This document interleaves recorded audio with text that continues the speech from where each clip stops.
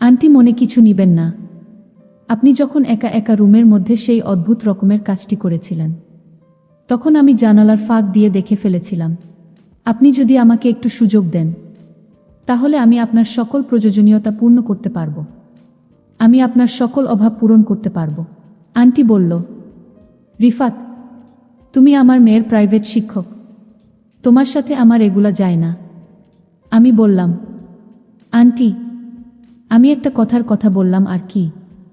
আমি জানি আপনার প্রতিটা রাত প্রতিটা মুহূর্ত অনেক কষ্টে কাটে, তাই আপনার কষ্টটা বোঝার জন্য আমি আপনাকে এই প্রস্তাবটা দিয়েছিলাম।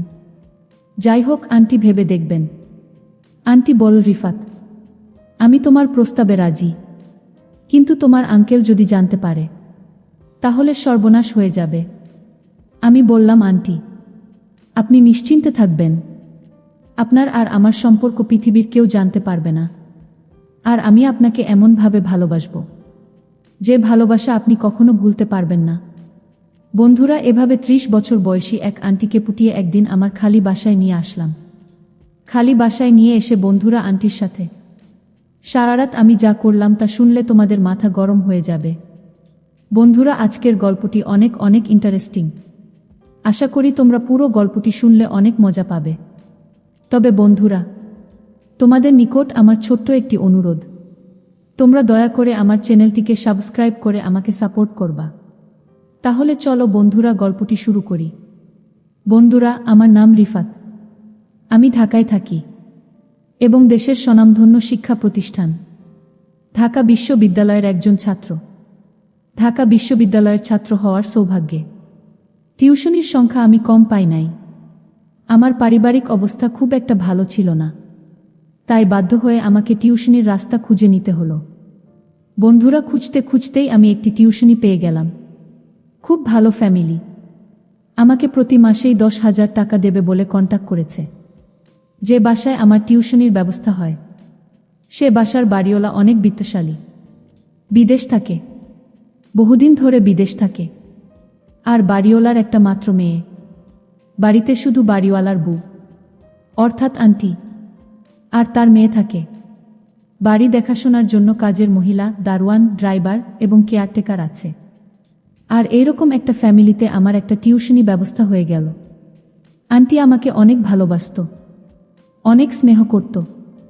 আন্টিকে যেদিন আমি প্রথম দেখেছিলাম, সেদিনই আন্টির প্রতি আমার লোভ চলে গিয়েছিল, কিন্তু বলার সাহস পাচ্ছিলাম না। প্রথম দেখাতেই তাকে মনের রানী বানানোর ইচ্ছে জেগেছিল। আন্টির নাম রাহেলা। আন্টির বয়স আনুমানিক 35-এর কাছাকাছি, কিন্তু তাকে দেখলে মনেই হয় না তার বয়স এত বেশি হবে। ছিপছিপে দেহের গড়ন এবং অসম্ভব সুন্দর। আন্টির মেয়ের চেহারা যেমন তেমন হোক না কেন, কিন্তু আন্টির চেহারাটা এতই সুন্দর ছিল যে প্রথম দেখাতেই আমি তার প্রতি মুগ্ধ হয়ে গিয়েছিলাম। বিশেষ করে আন্টির হাসিটা অনেক মিষ্টি ছিল। তার হাঁটা দেখে মাথা ঘুরে যাবার মতো অবস্থা হয়। আমি নিশ্চিত ছেলে বুড়ো যেই তাকে দেখবে, রাতে তার অবস্থা খারাপ হয়ে যাবে। কিন্তু সবার কপালে সেই সুযোগ হতো না, কেননা আন্টি ছিল খুব ধার্মিক। 5 ওয়াক্ত নামাজ পড়ত, তাহাজ্জুদও পড়ত। বাহিরে বের হলে ধোলাঢালা বোরকা পরত, যাতে তার সম্পদগুলো কোনো ক্রমেই দৃষ্টি গোচর না হয়। ঘরে নর্মাল শালীন পোশাক পরলেও সম্পদ কি আর লুকানো যেত? আমি ঠিকই তার সবগুলো অনুভব করতে পারতাম। গুরুত্বপূর্ণ কথা বলতে ভুলেই গেছি, আঙ্কেল সৌদি থাকত, ওখানে বিশাল বিজনেস করে। ঢাকায় নিজেদের বাড়ি, বছরে একবার দেশে আসেন।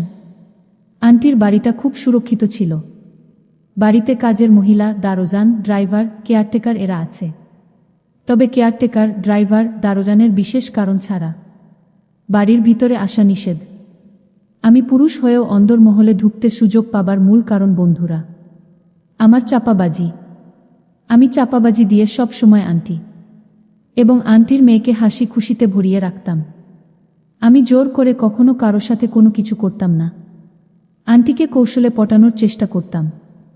আমি আন্টির সাথে খুব মিষ্টি করে কথা বলতাম।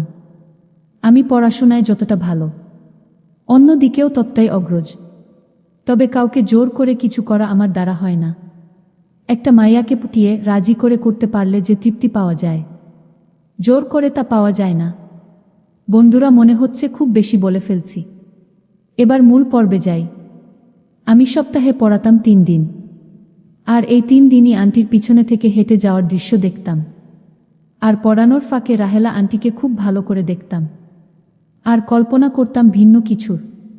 এভাবে অধৈর্য হয়ে উঠলাম, আর মনে মনে সিদ্ধান্ত নিলাম, আমার ছাত্রীর মাকে যে কোনো কৌশলে বসে এনে আমার মনে আশা পূরণ করতে হবে।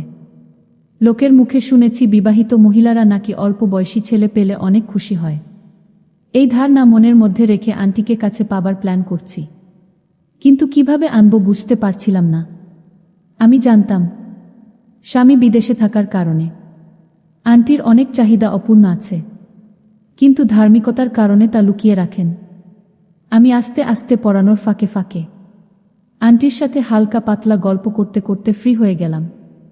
আস্তে আস্তে আন্টি আমার সাথে অনেক ফ্রি হয়ে গেলেন। আমরা তখন নিয়মিত গল্প করতাম, এমনকি ফেসবুকে মেসেঞ্জারে চ্যাটিংও হতো। মাঝে মাঝে আমি হাসির গল্প বলে হাসাতাম। আস্তে আস্তে আন্টির সাথে কিছু রসালো গল্প বলতাম। আন্টি প্রথম প্রথম আমায় বল, এই দুষ্টু কি বলো, এসব বলেলেও সে যে এনজয় করছে খুব বুঝতাম। একদিন রাতে আমি বাসায় শুয়ে শুয়ে চ্যাটিং করছিলাম আমার আরেক ছাত্রীর সাথে। হঠাৎ রাহেলা আন্টি নক দিল। কি কর? আমি বললাম, এই তো আন্টি কিছু না, আপনার কি খবর? আন্টি বলল, এই তো চলছে। আমি বললাম, মন ভালো? আন্টি বলল, হুম। আমি বললাম, মনে তো হচ্ছে না। কি হয়েছে? আমার আন্টি তো আমার কাছে কিছু লুকাই না। আন্টি বলল, তেমন কিছু না, আর তোমাকে বললেও বুঝবে না। আমি বললাম, আন্টি বলে তো দেখেন, আমাকে যদি সত্যিই বন্ধু ভাবেন তবে প্লিজ বলেন। আন্টি বলল, তেমন কিছু না, তোমার আঙ্কেলের সাথে ঝগড়া হয়েছে। আমি বললাম, ও আচ্ছা, এই ব্যাপার। কি নিয়ে হয়েছে জানতে চাই না। এখন আমার একটাই কাজ, আমার প্রিয় আন্টির মন ভালো করা। আন্টি বলল, চাইলেই কি সব পারা যায়? আমি বললাম, হুকুম করুন আন্টি, আপনার জন্য এই বান্দার জান হাজির। আন্টি বলল, যা দুষ্ট।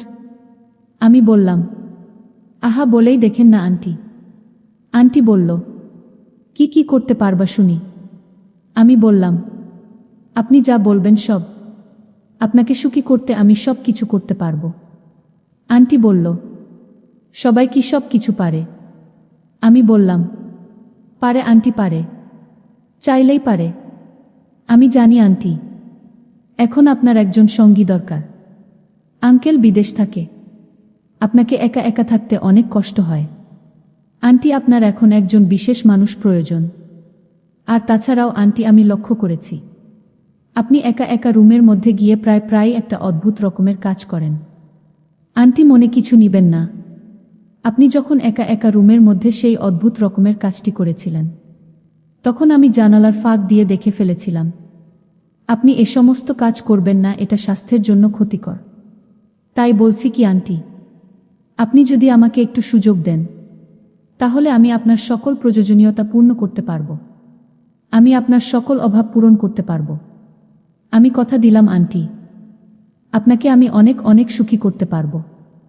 আন্টি বলল, রিফাত, তুমি আমার মেয়ের প্রাইভেট শিক্ষক, তোমার সাথে আমার এগুলা যায় না। আমি বললাম, আন্টি, আমি একটা কথার কথা বললাম আর কি। আমি জানি আপনার প্রতিটা রাত প্রতিটা মুহূর্ত অনেক কষ্টে কাটে, তাই আপনার কষ্টটা বোঝার জন্য আমি আপনাকে এই প্রস্তাবটা দিয়েছিলাম। যাই হোক আন্টি, ভেবে দেখবেন। আন্টি বল, রিফাত, আমি তোমার প্রস্তাবে রাজি, কিন্তু তোমার আঙ্কেল যদি জানতে পারে তাহলে সর্বনাশ হয়ে যাবে। আমি বললাম, আন্টি, আপনি নিশ্চিন্তে থাকবেন, আপনার আর আমার সম্পর্ক পৃথিবীর কেউ জানতে পারবে না।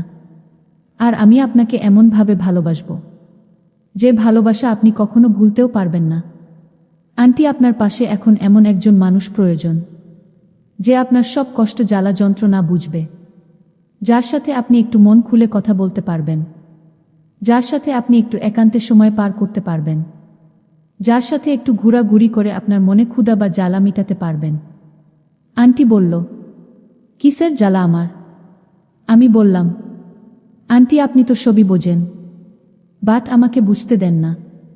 তারপরেও বলছি আন্টি, আপনার কাছে এখন একটা শক্তিশালী পুরুষ দরকার, যে আপনার প্রয়োজন মিটাতে পারবে, যার কাছে আপনার সমস্ত মনের কথা বলতে পারেন। আন্টি বলল, তুমি কিভাবে বুঝলে?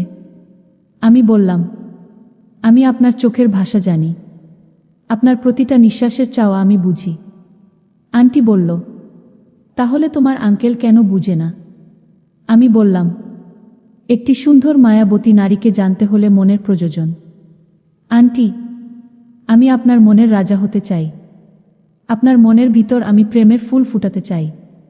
প্লিজ আন্টি, আমাকে একটি বার সুযোগ দিন। আন্টি বলল, এ হয় না রিফাত, এসব করা পাপ। আমি বললাম, দিনের পর দিন নিজেকে যে কষ্ট দিচ্ছেন, এটা কি পাপ নয়? নিজের মনটাকে যে আগুনে পুড়ে চাই বানাচ্ছেন, এটা কি পাপ নয়? আর আপনি কি মনে করছেন আঙ্কেল বিদেশে আপনার জন্য বসে বসে হাওয়া খাচ্ছে? শুনুন আন্টি, পুরুষ মানুষ একা একা বেশি দিন থাকতে পারে না।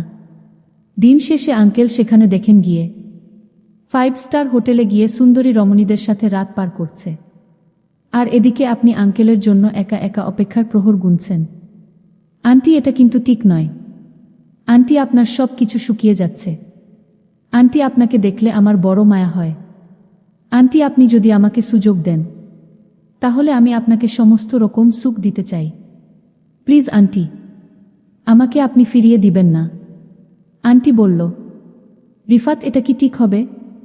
আমি বললাম, আন্টি, আপনি একবার রাজি হয়ে যান, দেখবেন আপনার অনেক ভালো লাগবে। আমি বললাম, আন্টি, আপনার এখন অনেক প্রয়োজন, আপনার সব শুকিয়ে যাচ্ছে। আন্টি, সময়ের কাজ সময়ে করতে হয়, আমি আপনাকে অনেক সুখী করব। আন্টি বলল, প্লিজ স্টপ। আমি বললাম, আমি জানি আন্টি, আপনি অনেক নিঃসঙ্গ বোধ করছেন। আমি আপনাকে সঙ্গ দিতে চাই, আপনাকে আপন করে পেতে চাই। আন্টি বলল, তা হয় না রিফাত, এ কিছুতেই সম্ভব না। আমি বললাম, আপনি চাইলেই সম্ভব, একবার শুধু রাজি হয়ে যান, দেখবেন সব সম্ভব হয়ে গেছে। আন্টি বলল, না রিফাত, না। আমি বললাম, আন্টি, আপনার প্রয়োজনটা আমি এমনভাবে পূরণ করব যার ফলে আপনি স্বর্গে ভাসতে থাকবেন। আন্টি বলল, উফ রিফাত, প্লিজ আর না। আমি বললাম, আন্টি, আমাকে আর না কইরেন না, আমি আপনার এত দিনে জন্তে রাখা অমিত মন ভরে খেতে চাই। আন্টি বলল, রিফাত, আমি আর পারছি না, তুমি কবে আমাকে সময় দিতে পারবা? রিফাত, আমাকে কোথাও নিয়ে যাও, নিয়ে আমাকে শান্ত করো। তারপর বন্ধুরা পরের দিন আমি আন্টিকে একটি হোটেলে নিয়ে গেলাম।